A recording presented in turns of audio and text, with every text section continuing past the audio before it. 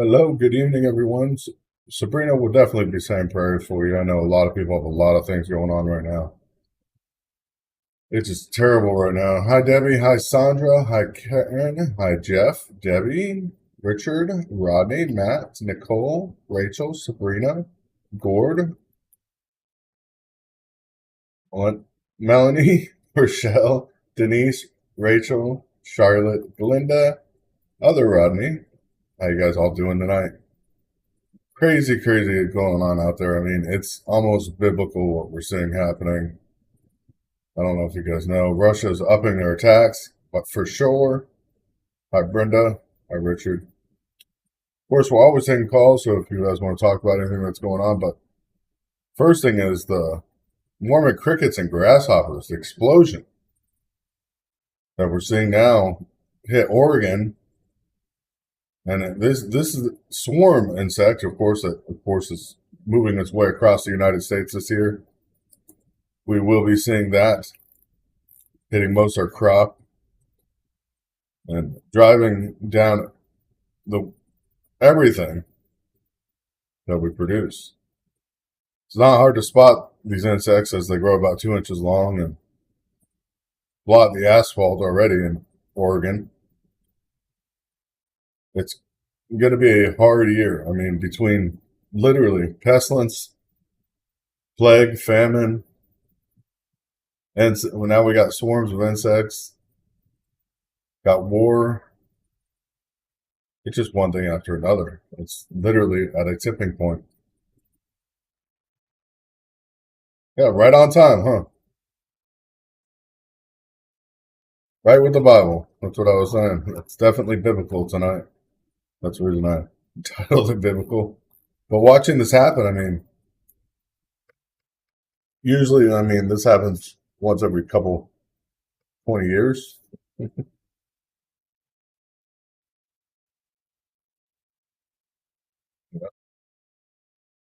It's sad. One more thing just to deplete our food chain. And that's just the beginning of it. The world is at a tipping point.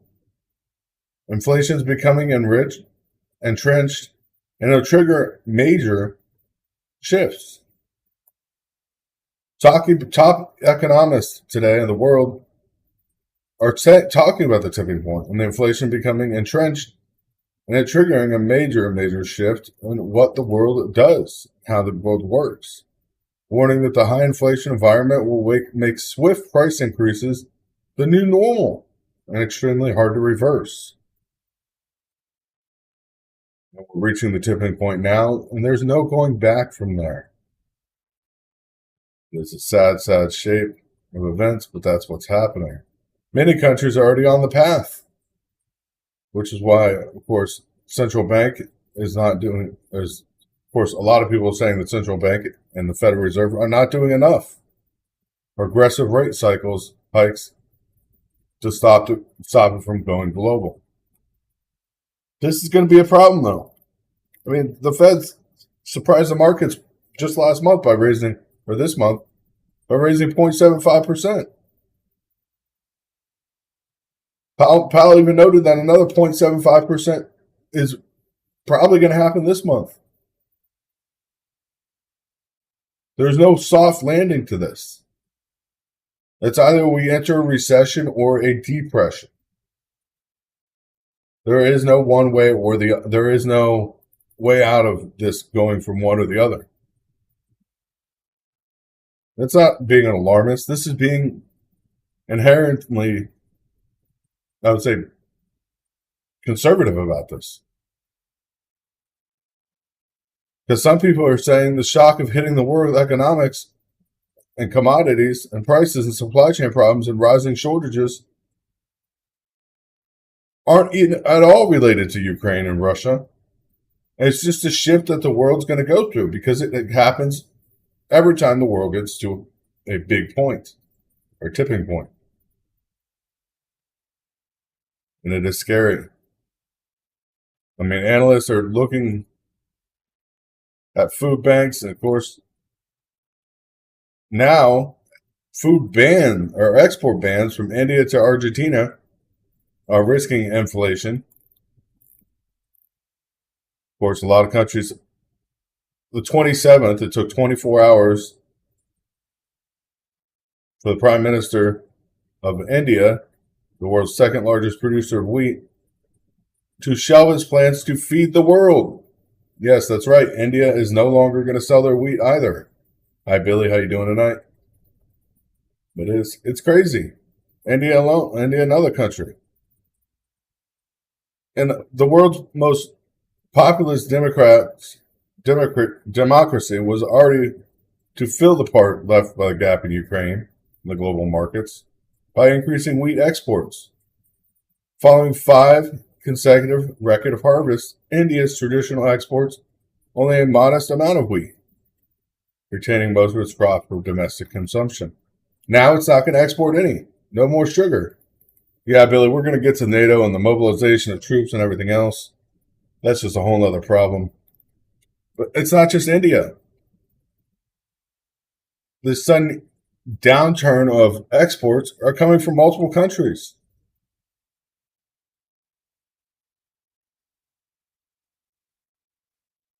It's going to be a very big problem. Raising inflation will have a major problem everywhere in the world shortly.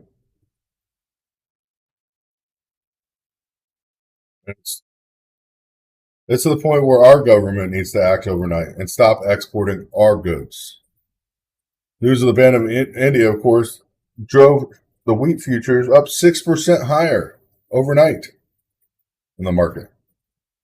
6% overnight. And we're facing that.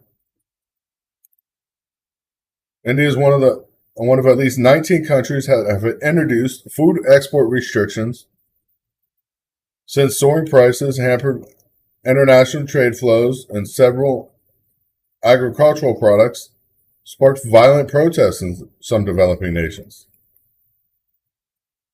I mean, this is the real meat of what's happening. This is not just one thing. This is multiple things happening at the same time. The World Food Program said there's an acute number of people now facing food insecurity, where it's going to be unable to fix these problems. I mean, they were feeding around 276 million people around from 81 countries last year. This year, they don't even know they're going to be able to feed 33 million people. Very scary. Of course, that's not the end of it. That's not all that's happening. Tech companies are even ramping up layoffs and freezing hires as the possible recession looms, according to the most media outlets. Like I said, the recession is already here. It's already hitting us here at home. Russia, of course, launches missiles across Ukraine, cementing gains in the east as the U.S. decides to move in troops, and NATO, of course, rapidly reacting forces by 650%. They're going to increase these numbers. Not just the 300,000 from the U.S., but 650% increased troop numbers on the front lines ready for Russia. Expanding nearly eightfold the 300,000 troops that are part of the response team that are already there. NATO reaction current numbers are around 40,000 soldiers, which can be deployed quickly when needed. These numbers all have to be giant or extremely exacerbated very quickly. This is the biggest overhaul of the collective defense and deterrent system since the Cold War. Troops will exercise together with home defense forces and try to work as best as we can at this point. It's literally getting scary out there watching what's happening. The remarks made by Sonnenberg at the press conference Senate in Madrid, when 30 allies were expected to also agree on further sanctions and support for Ukraine against Russia's war. Russia's already said today, I don't know if you guys know, They will use nuclear missiles if anybody even touches Crimea. It's not a question now. Russia said directly, if NATO encroaches on Crimea, not even touches it, encroaches, or comes close to Crimea, World War III. It will lead to World War III.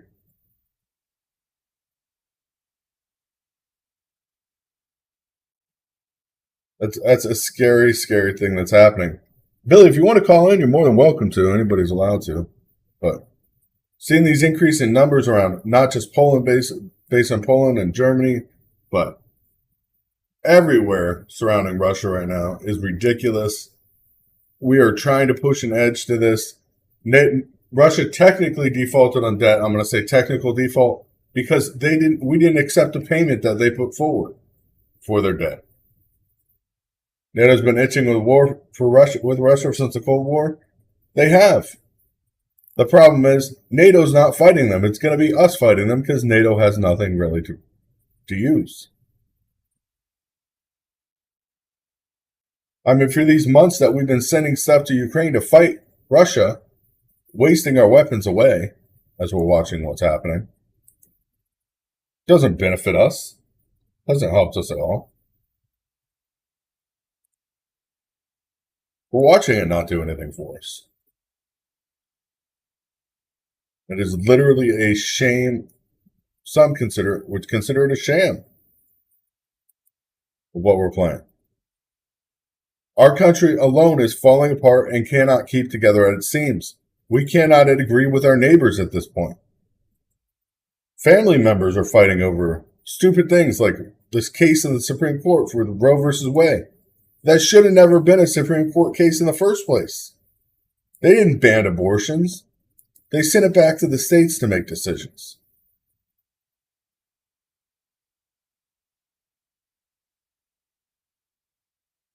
That's the nuclear. They're getting ready for anything. They're getting ready for nuclear. It's scary. It is scary watching what's happening. Yeah, internally, America doesn't exist. We can't stand on our own 2 feet. Where supply chains are not just breaking down, they don't exist. Food shortages are going to be a huge issue. Like, you think meat's expensive now. Think about this. The beef you're buying right now has been fed with cheap grain. Before fertilizer prices went up, before they had to plant the fields, before they had to harvest those fields with more expensive fuel, those grain prices all went drastically up. The cattle getting raised right now are getting fed that grain. When those cattle go to market, the prices are going to be ridiculous in order to make those farmers even break even at this point. And we're watching what's happening. Just watch it.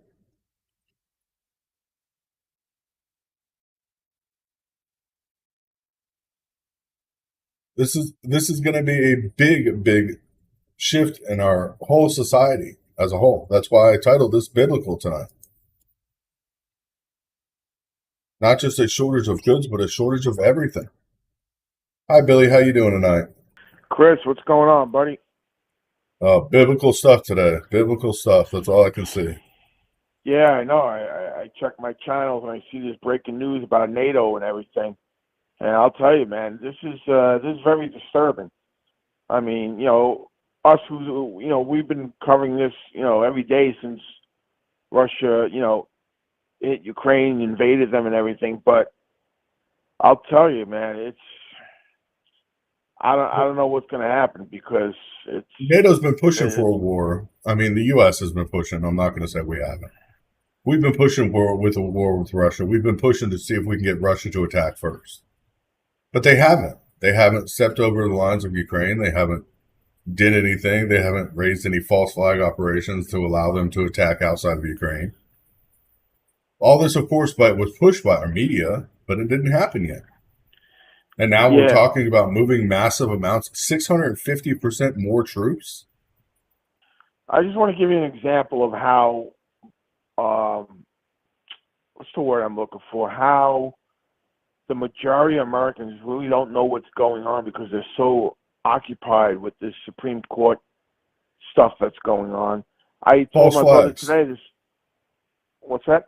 We're getting so occupied by these false flags that push this stuff in front of your face. Yeah, so when I saw these news stories today, asking about the NATO troops and everything, I text my brother. My older brother lives upstate New York, and I told him, I said, "Hey, this is what's going on, blah blah." And he goes, "Where are you getting this from?" Because he says, "I don't see this on." I said, "John, you're not going to see this on American media. It's not going to be on Fox News. Not going to be on CNN." I said, "I watch YouTube channels who do the news every day." I said, "Geez, this is where I'm getting this from. This is true. It's not." And then I forwarded him the channels I was watching, and he's like, "Well, it's not like an opinion. It's not really facts." I said, "Whatever." I'm So fact-based. Everything I did was researched and verified. yeah, So, so it's just it's an example of how most people are in the dark of what's really going on overseas. You know. Now there was another story that they said the NATO commandos actually engaged Russian troops and that they hit Russian bases in Ukraine. Is that true with American missiles? not only that, American missiles have been since used to attack Russian Russian oil silos inside of Russia this past week, which nobody's talking about right now. American missiles that were given to Ukraine, remember, under the promise that they would not fire them into Russia. And then 2 drones were used to direct kamikaze into gas stations, local gas stations in Russia, right across the border. It's ridiculous. At this point, we are past the point of pushing for a war. We've already escalated this beyond the point. Yeah, I was watching Off-Grid Desert Farming today, and that's where he's one of the guys who broke the story. And he made a good point. You know, all these weapons and everything that we've been sending over there, and NATO and all these other countries going to Ukraine and Poland, you know what? It's not really for the Ukrainians to use to fight against Russia. I think it's that NATO was secretly, was sending them the equipment up over there already. They're having everything staged. So when the time comes to send the troops, the stuff will be there. That already. A lot of that stuff, though, is being given to Ukraine, and that's the problem. Is Ukraine doesn't even know how to use it properly. If you watch Ukraine, they try to attack Russia's new tank. I mean, using 30-something Javelin missiles, and the tank only breaks a track and fixes it and rolls away. Then that's the big question, Chris. If they don't know how to use a Javelin, how the hell are they going to use these sophisticated missile systems? Then that means somebody's actually using them and operating these machines under false identity. Because Javelins are pretty easy to use. You guys probably wouldn't understand, but it's basically you're looking at a tablet in front of you. You have 2 handholds. The tablet actually shows your digital target, and once you get the digital target, you can target direct points. And push button and it fires. But those mobile missile surface-to-air missile systems are pretty difficult to learn. It takes a long time to be properly trained in those things. Yeah, those take that's a whole nother ballgame. That's not. The Ukrainians aren't using those. Those are being manned by NATO personnel. A remote man. Could be. That's what I was thinking about all these drones that we've been sending. Like, all these countries are sending drones there. Drones could be manned from anywhere in the world. We know that because we use our drones. Our drones are manned from in the freaking desert here in the United States, all around the world. Hey, I wanted to. I said something to my wife the other night. I said, you know what? And tell me what you think about this theory I have about the Supreme Court leaker, which we still don't know who that person is. They've never been identified, and they've never been arrested. So it leads me to believe that there was no leak. And what I'm going to get at is this, that the Supreme Court notified the White House and the federal government at the highest levels and said to them, listen, we're about to, come to this decision in June, but we really don't think it's safe for the country's sake to lay it out of the open with no warning at all. So come up with a story about some bullshit leak, and that way the people will be forewarned a couple weeks before we actually released the decision in June. Do you think that makes a little sense? I think the leak was more of a smokescreen for the media. So if people, here's the thing: ever since that leak happened, media has not been focusing on what's happening with food crisis. They haven't been focusing on shortages. They haven't been focusing on the war. They've been focusing on Roe versus Wade, which literally should have never been in the Supreme Court in the first place, and did not change the actual law. All it did is turn it back to the states to make their decisions. Yeah. But what I'm saying is, don't you think, like, if there was never a leak and we never even had any inclination of a possible overturn of Roe versus Wade a couple weeks ago, if all of a sudden this past Friday the Supreme Court at 3 o'clock came down with that decision, wouldn't that have been more of a shock to this country than slowly, releasing a leak a month beforehand? You understand what I'm trying to say? Yeah, well, that's why I think that was just a ploy. That the whole leak was bullshit. yeah, well, the leak definitely was bullshit, one way or the other. Whether it was used for media manipulation, which I think it was, or if it was to decrease the amount of violence. But we haven't even seen the turnout of violence that we're going to see. Identified yet, Chris? Yeah. And nobody's calling, and nobody's even talking about, where is this person? How do they not know who this person is? It's all ridiculous at this point. I mean, because they had basically the draft that came out. This person had to work directly for one of the justices. You don't just get your hands on that before the draft is released public. They don't even hand it to their secretaries usually. So I don't know where the draft came from. I mean, it's ridiculous that the leak came out in the first place. Hey, before I go, I want to ask you one thing. If Russia starts seeing a real big influx of troops on the border of Lithuania and Poland, do you think that they're going to be forced into a corner where they're going to be like, you know what, we have to do a first strike first? Russia's already talked about doing a first strike. I mean, they're talking about striking London. They're talking about striking the UK, not striking Poland directly. But here's the thing: if they hit 4 or 5 nuclear bombs out, where it'll cause any kind of nuclear fallout for years around the globe, the U.S. will not fire at this point. They've already discussed that with the Pentagon level. The Pentagon's already said we'd much rather use ground-based forces in that case, in that scenario, because basically it would be the end of all life. So. Well, we're heading into scary, scary times, and a lot of people do not understand what's really going on overseas. They got to get their head out of their asses and really pay attention. Not just overseas, but I mean, if you look at, it's crazy.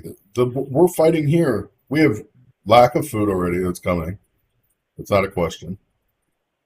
Then we have lack of fuel.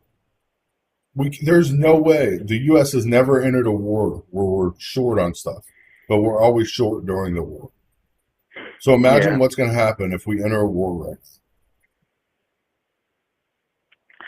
I don't know, man. I'm just praying that, The last outbreak of these crickets that I was talking about, I know you're probably not paying attention, but these last outbreaks of the crickets that I was talking about was in 1940s when the famine hit, which damaged all the wheat crop. Can you imagine that? Yeah. But anyway, let me go, Chris. Nice talking to you, and I'll talk to you soon. God bless, man. You too. Bye-bye. Just one thing after another, though, we're facing. Literally, one thing after another. Great Epps. I don't know. They're going to try to keep grocery stores stocked. I think the biggest thing we'll see is coming this weekend. Literally coming this weekend. We'll start seeing it on Thursday and Friday when people are filling up their vehicles and buying their groceries for their 4th of July barbecue and their 4th of July weekend.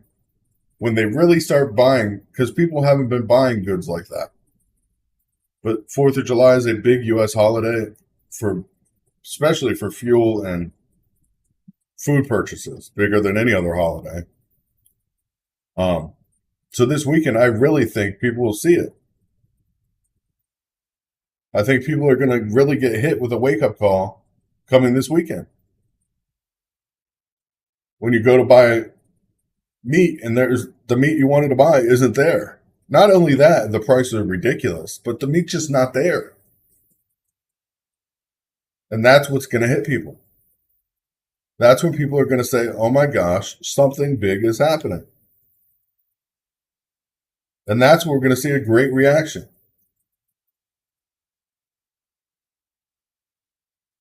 Oh, yeah. Yeah.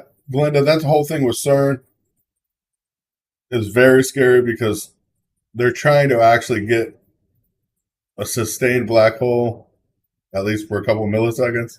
The problem is a black hole could run away and eat the world in a minute.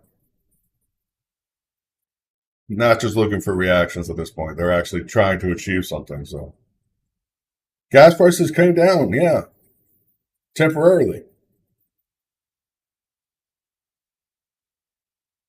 Temporarily, gas prices came down because the gas taxes or the calling of off gas taxes. Of course, these refineries dump more oil thinking that they can get away with not paying tax on it already, even though it hasn't legally passed.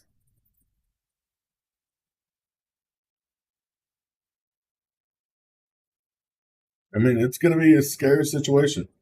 Watch when all this fuel gets bought this weekend. Watch what happens Monday, Tuesday, Wednesday, next week as gas prices climb. No fertilizer for crops. Bird flu killing off birds. Meat prices going up.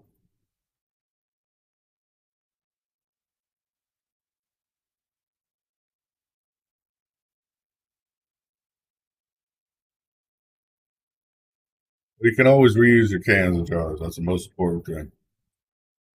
But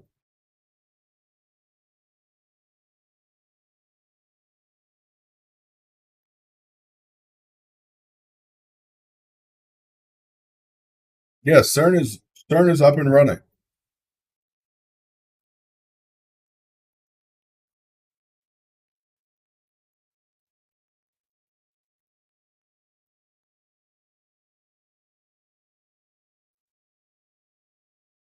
But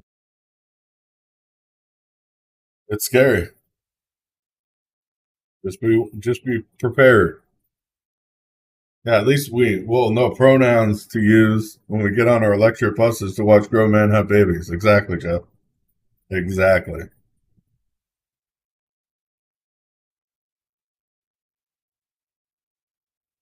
CERN is a superhadron collider.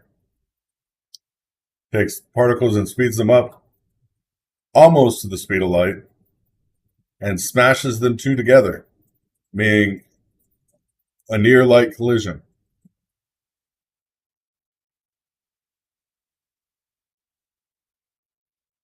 To see what happens, see what they give off. But the problem is, CERN is now actually studying black holes.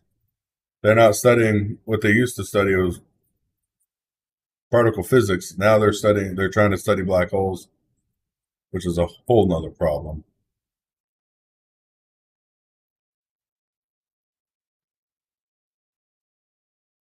One thing after another.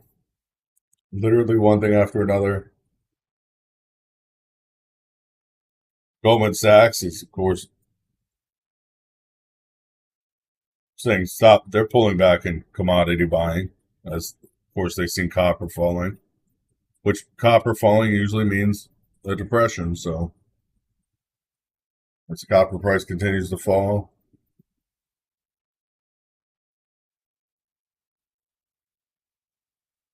yep, it's like lighting a big fuse with a firework. That's what the CERN reactor is right now. That's what they're doing with it. Yeah, for potential energy source, Debbie. That's their reason for studying black holes or CERN for a potential energy source.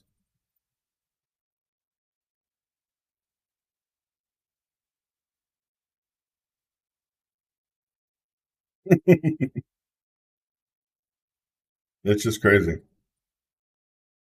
Our government is the definition of insane. Don't want to admit it now. We're never going to.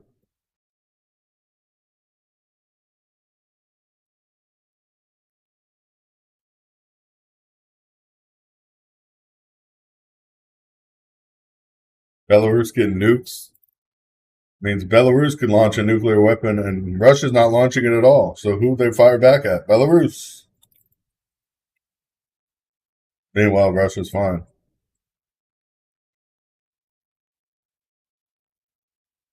Sad. Sad times we live in, and it doesn't look like it's getting any better, unfortunately. I do want to say thank you guys for being here with me.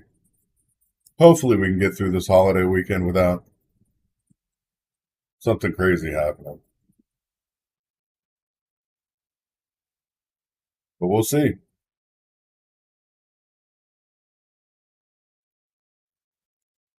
We will see. Here as it sounds, and the readiness force dramatically increasing. It's high readiness forces for NATO. Yeah, at least we can all still have togas and marshmallows. Might not have togas, but we can make marshmallows. It's sad. But God bless you guys. Have a great evening. I will see you guys Wednesday night at 8:39 or 9:30. God bless you. Good night and stay safe. God bless America.